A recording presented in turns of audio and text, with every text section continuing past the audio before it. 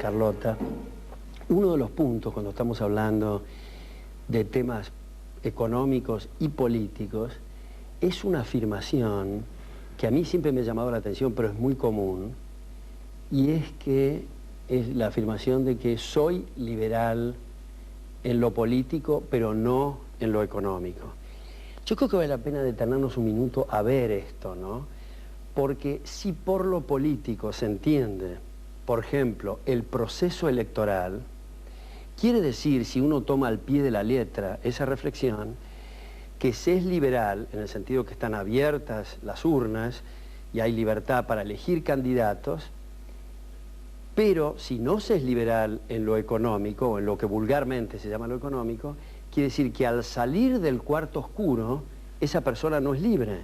O sea, es como si le estuvieran diciendo: usted es inteligente para elegir a los gobernantes, pero no lo suficientemente capaz como para manejar su propia vida. Entonces yo quisiera poner ejemplos de lo que uno quiere decir, o lo que se quiere decir habitualmente con lo económico, vinculado a cuestiones puramente monetarias. Exacto, en este caso, ¿no? Sí. Que no es así. Después quiero hacer alguna elaboración sobre esto, pero digamos, vamos a circunscribir la atención a la cuestión puramente monetaria. Entonces, una persona se levanta a la mañana, toma un taxi o toma el subterráneo, está haciendo un contrato. Lleva a los chicos al colegio, en el colegio hay otro contrato. Pasa por el kiosco y compra no sé qué cosa, hay otro contrato. Sale a comer en el restaurante, es otro contrato. Algunos contratos son implícitos, otros son explícitos, unos se firman, otros no se firman, pero son relaciones contractuales. Uno va al cine, va al kiosco y compra el diario. Todas las tareas permanentemente son esa parte económica que la gente dice: yo no soy liberal para eso. O sea, que pretenden manejar las vidas de las personas desde el poder. Entonces, acá viene otra cuestión. Me acuerdo que Julián Marías y muchos otros han puesto énfasis en esto, ¿no? No es una cosa original de Julián Marías, pero no se puede cortar la libertad en tajos. No se puede escindir, no se puede hacer ese análisis, soy liberal en lo político, pero no económico, porque lo político viene a ser como, digamos, el continente y lo económico el contenido. Entonces, si sos liberal en el continente, pero lo negás en el contenido, carece de sentido, pero también carece de sentido el pretender ser liberal en el contenido sin el continente, porque el continente es el marco, es el punto de referencia, digamos, ¿no? Yo tengo una anécdota con respecto a esto de lo liberal en lo político y en lo económico. En el año 82, antes de las elecciones, pero en la Argentina estoy hablando, y ya estaban todos los candidatos presentados, yo estuve en un programa de televisión con quien iba a ser elegido presidente, con el doctor Alfonsín. Y bueno, yo me había definido como liberal, había tratado de defender delante de alguien que con tanta experiencia en los medios de comunicación, mi posición, y en cierto momento del debate, delante de las mismas cámaras, Alfonsín me pone la mano sobre mi mano, así, con una actitud muy paternalista, y me dice: Carlota, usted es liberal en lo político, pero no puede ser liberal en lo económico. Como diciendo, usted es muy buena persona. Claro. Entonces, ¿cómo va a ser liberal en lo económico? Claro. A mí me parece que por eso hay que distinguir constantemente. Hay un lío con esto del liberalismo, hay un lío semántico con el liberalismo. Hasta Chomsky, Noam Chomsky, reconoce que él adhiere al liberalismo clásico y después se va enredando y está en contra, por ejemplo, de la las transnacionales, pero también te das cuenta que cuando él penetra un poco más en su pensamiento, tiene razón, porque esas transnacionales de las cuales él está hablando, cuando van al exterior, en realidad no se comportan según las reglas del liberalismo clásico, sino que buscan mercados cautivos, buscan arreglos específicos, es decir, con los gobiernos, es decir, que son en realidad corporaciones. Y otro problema que yo veo que genera esta confusión entre el liberalismo político y el liberalismo económico, sobre todo en Latinoamérica, aunque hay confusiones con respecto a esto también en Europa. Vos fijate que este cuasi nazi de Haider en Austria se define a sí mismo como liberal. Existe este tipo de problemas, ¿no? De personas que son muy autoritarias, pero en el momento de definirse políticamente se definen como liberales.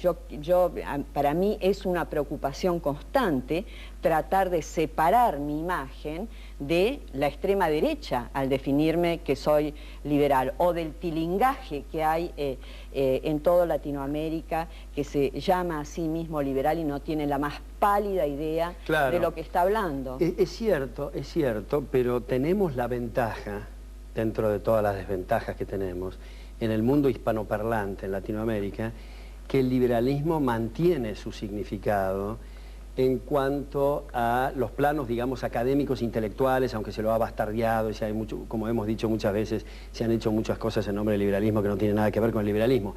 Pero la gente que se declara liberal en el mundo hispanoparlante adhiere, en general, en el mundo académico intelectual, a el liberalismo clásico. No pasa en algunos lugares de Europa, como vos señalás, no pasa en Estados Unidos. Liberal en Estados Unidos, in the American corrupted sense, digamos, es una cosa completamente distinta y contraria y opuesta de lo que es el liberalismo clásico. Pero el caso de Chomsky que vos mencionaste, que yo tengo varias cosas de Chomsky, me parece que tiene mucho interés en varios aspectos, pero ¿no te parece que él adolece en algo el síndrome de la escuela de Frankfurt, digamos, de Marcuse, etcétera, sobre todo en lo que se refiere a cuestiones laborales, cuando entramos en el mercado laboral? Ahora, uno podría decir, yendo a la anécdota que vos contabas del expresidente Alfonsín, que a lo mejor los que se dicen liberales en política quieren decir un poco más que circunscribirlo a la cuestión electoral. Por ejemplo, la libertad de prensa y la libertad de reunión. Demos ese beneficio de inventario, sí, digamos. Pero aún aceptando que hay la libertad en los procesos electorales, hay libertad de prensa y hay libertad de reunión, si no se acepta el concepto de la libertad en el área económica, entramos en el mismo problema que acabamos de señalar. Por ejemplo, en la libertad de prensa, si los medios de producción no son privados, si hay alianzas para proveer papel o para, no sé, las ondas electromagnéticas en la televisión, en fin, ahí hay restricciones, hay amputaciones a la libertad de prensa. De manera que cuando uno habla de libertad, es el respeto al otro para que pueda hacer lo que le dé la gana, menos lesionar derechos de terceros, en cuyo caso el aparato de fuerza debería de actuar. Y después viene una cuestión, tal vez un poco más larga, que lo que puede ser esta conversación, que es el significado de la cuestión económica. A mí me ha parecido siempre muy interesante lo que Ludwig von Mises empezó en la década del 40, a darle un sentido mucho más lato y amplio a la cuestión económica, claro, y no circunscribirla a la cuestión de ruido metálico o la cuestión puramente material.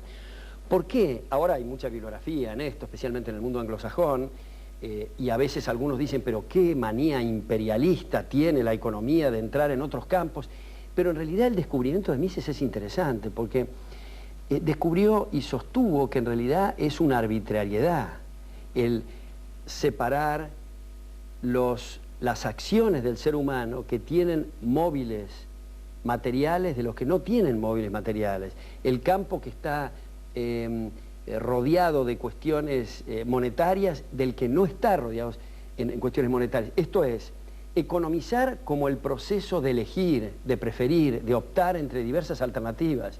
Entonces, los ingredientes que están metidos dentro de la acción, el concepto de costo, por ejemplo, renunciar a ciertos valores para incorporar otros, el concepto de ganancia, de pérdida, no ahora en el sentido material, sino en el sentido psíquico, no en el sentido algebraico de sumar, restar ganancias, pérdidas, sino en el sentido psicológico. Está presente en todas las acciones. Los móviles pueden ser nobles, pueden ser ruines, los objetivos pueden ser materiales o no materiales, pero los ingredientes de especulación, de costo, de valores que incorporo, de ganancias, de pérdida, de jerarquía de valores, están todos presentes. Por eso es que la ciencia de la acción humana se ha enriquecido y este concepto de circunscribirlo a lo material es algo prehistórico en el análisis económico, y desde luego que hay muchas tradiciones de pensamiento que lo siguen manteniendo, por ejemplo, el marxismo. Pero Gary Becker, suponete este otro premio Nobel en Economía de la Universidad de Chicago, sus trabajos principales han sido en áreas completamente desconocidas para los economistas tradicionales. Y esto es una cosa muy fértil y muy útil. Entonces hasta eso, en ese sentido, pierde sentido liberal en lo político, liberal en lo económico, ¿no? Claro, por eso además Mises habla de la acción humana, es decir, es como que quisieras diferenciar a una persona cortándola en segmentos y decir sí, en este aspecto sí puede actuar tal libremente, cual. En el otro no, pero además, porque, y ahí habría que hacer hincapié en futuras conversaciones, lo económico, como vos bien decís, abarca una gama mucho más amplia que lo que generalmente se entiende por económico. Yo creo que toda esta gente, yo creo que esto está cambiando, vos sabés, en Latinoamérica. Me encanta Vargas Llosa diciendo, parafraseando el manifiesto comunista, diciendo un fantasma se cierne sobre América Latina, es el fantasma del liberalismo, ¿no? Parafraseando a Marx. Sí. Porque yo creo que el razonamiento es muy bueno. El liberalismo nació como una expresión de liberación contra restricciones dadas por la aristocracia, por la autocracia, digamos, por factores patrimonialistas, es decir, por distintas cuestiones, el mercantilismo también, y él ve... Persecuciones religiosas. Y, la teocracia, efectivamente, y él ve que en América Latina esos factores se están dando y el pensamiento que surge, que se están dando, se dieron siempre, pero ahora hay como un pensamiento en contra de todo esto. Porque si vos ves, por ejemplo, en política el patrimonialismo, ¿no es cierto? Es decir, las élites dirigentes en Latinoamérica haciendo uso de los dineros públicos como si fuesen de su propia, si lo hubiesen generado ellos mismos, ¿no es cierto? Por ejemplo, una senadora en Argentina hace poco utilizó un avión para trasladar a un senador de una provincia a la capital porque necesitaba el voto de él. Y estaba realmente muy sorprendida de que la gente reaccionase contra esto. Y la gente reaccionó fuertemente. Sorprendida que la gente se sorprenda. Sí. Claro, porque ella maneja, junto con su esposo, que es gobernador de una provincia, maneja la provincia como patrimonio personal. Esto es parecido a lo que pasaba cuando surgió el liberalismo y en contra de este tipo de cosas surgió. Lo mismo cuando pensás en el corporativismo, es decir, todas estas alianzas entre los pseudoempresarios con el Estado. ¿Cuál es el único pensamiento que puede hacer algo contra esto? El liberalismo, y basándose en el Estado de Derecho. Claro. Porque si no, ¿de qué manera? La violencia, por ejemplo, del narcotráfico. Es algo con lo que se tienen que enfrentar las sociedades latinoamericanas. La única manera, la única solución, digamos, a un problema que, como ya alguna vez conversamos, es trágico, tremendo, afecta la raíz del ser humano. La única posibilidad de bajar el nivel de violencia que genera el narcotráfico es legalizarlo. Sí, le dedicamos una conversación a eso, sí. ¿Quién se anima a decir eso? Es Sí. decir, se anima un escritor de izquierdas como García Márquez porque quiere su propio país. Es decir, la deuda externa, por ejemplo, un problema de todos los países latinoamericanos. ¿Quién tiene una respuesta para eso? ¿Quién tiene una respuesta como la que da Buchanan en cuanto a que no hay derecho que se esté comprometiendo el patrimonio de futuras generaciones y que habría que ponerle coto absolutamente a los gobiernos a la posibilidad de seguir haciendo esto? Todas respuestas a este tipo de...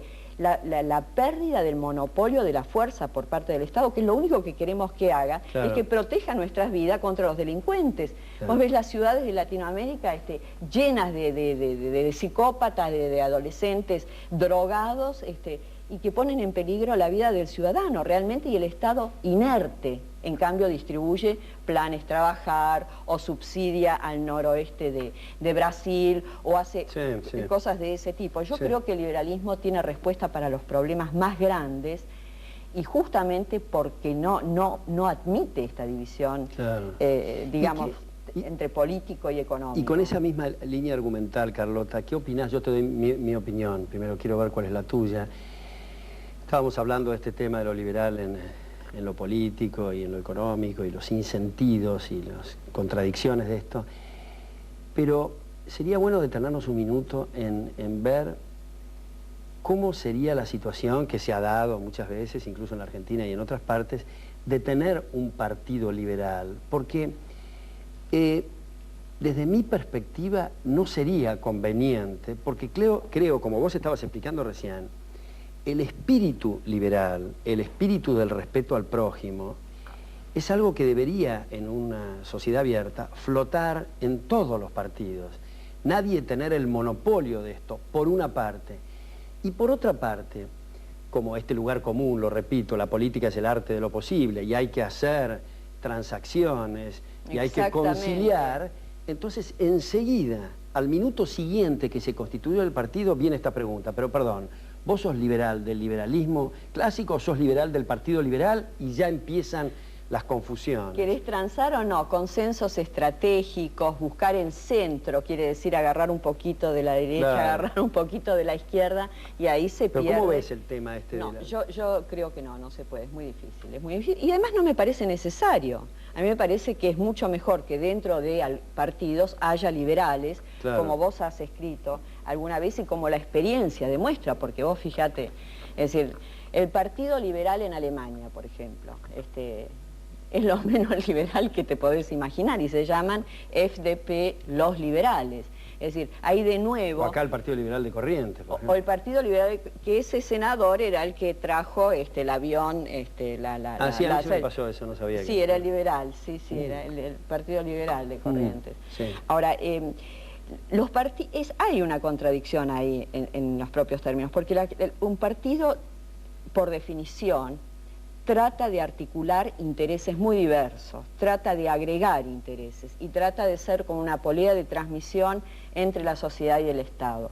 Ahí hay lo que se llama consensos estratégicos y que es muy difícil que si el partido es liberal, realmente pueda, si el partido fuese así, totalmente liberal, pueda llegar a conseguir ese tipo de cosas. De manera que a mí me parece más razonable, como vos mismo decís, que haya liberales y que esos liberales, si es que les gusta la política, estén dentro de los partidos o dentro de administraciones, inclusive tratando de fomentar estas ideas, pero no la existencia, claro, de un partido. ¿Y cuál liberal sería tu consejo sobre el sistema electoral que se acerque más o que sea más compatible con una sociedad abierta? De luego no hay ningún sistema perfecto, todos van a tener imperfecciones, pero ¿cuáles serían las ventajas, los pros y los cons, digamos, de los sistemas que tenemos en la Argentina, por ejemplo, frente a lo que vos dirías es un sistema que se acerca más a una sociedad abierta? Bueno, vos sabés que en nuestra tradición liberal, Mill, por ejemplo, estaba a favor del sistema de representación, es decir, ofrecer al ciudadano una lista, después van entrando en la lista de acuerdo a la cantidad de votos que obtuvo cada lista. Esto es lo que en la Argentina llamamos lista sábana, o en otros lados se les da otros nombres populares, pero técnicamente se llaman listas cerradas y bloqueadas. las sociedades en general tienen un gran rechazo a este sistema, porque si bien tiende a cumplir con lo que Mill quería, que es que todos los sectores estuviesen representados dentro del Parlamento, lo cierto es que las listas son manipuladas por los partidos políticos, de manera que aquellas personas más obsecuentes y aquellas personas, digamos, que responden mejor a los caudillos están en los mejores lugares dentro de la lista. De manera que el otro sistema, que es los sistemas mayoritarios, en donde elegís 1 o 2 personas por distrito, como en Estados Unidos, como en Inglaterra, como en parte en Alemania, en una forma mixta, como se ha hecho en Chile, como ahora se ha hecho en Bolivia, tiene los problemas de que si el aparato político es muy importante, puede arrastrar con muchísimos votos y quedar minorías sin representar, pero no necesariamente. No necesariamente. Lo cierto es que si una minoría dentro de un bastión electoral consigue la cantidad de votos, el sistema mismo no le impide que eso se forme. Ahora, desde el punto de vista del progresismo, desde ese punto de vista, digamos, de la socialdemocracia, siempre prefirieron las listas cerradas y bloqueadas, porque son una forma de dominación del partido sobre el candidato y sobre el ciudadano, porque no sabes a quién votás. Claro. Ahora, sin perjuicio de esa modificación, tal vez sería útil sacarle el monopolio a los partidos políticos. Pero, es decir, que por afuera alguien que quiera... claro. En Alemania no existe ese monopolio. En Estados Unidos te podés presentar por afuera. Claro. Hay muchos proyectos, por ejemplo, en la Argentina para quitarle también ese monopolio a los partidos políticos. Claro. Y yo creo que eso va a predominar y eso es otra vez lo que ve Vargas Llosa, que lentamente estas ideas liberales, en este caso obviamente no le darías el monopolio a una asociación solamente para presentar candidatos, porque yo como persona no me puedo presentar y buscar mi propia clientela política, ¿no es cierto? De manera que yo creo que esto lentamente va ingresando en el terreno. Y lo mismo el concepto, tal vez, Carlota, de el voto como un derecho y no como una obligación. Pero claro. Que la gente tenga la facultad de elegir o no elegir. Hay gente apática, gente que no le interesa la política y está en todo su derecho de no tener interés en la política. Hay personas que a lo mejor no les interesa ninguna de las posiciones y no le gusta votar en blanco. Claro. Es decir, hay que darle la posibilidad a quien sea, digamos, activo en distintos niveles de la política, que participe, y el que no le interesa, que es mucha gente, porque los resultados serían más reales. Claro. Ese es el punto. ¿Cuánta gente hay ahí adentro? Porque el voto es obligatorio, que pasan los caudillos del distrito y le dicen, si pones esta boleta vas a votar. Claro. En cambio, si no es obligatorio, ella en última instancia no tiene miedo de que haya... Claro. Es cierto, Carlota, y también creo que facilita el hecho que sea una obligación y no un derecho, o por lo menos induce a ciertas trampas estadísticas.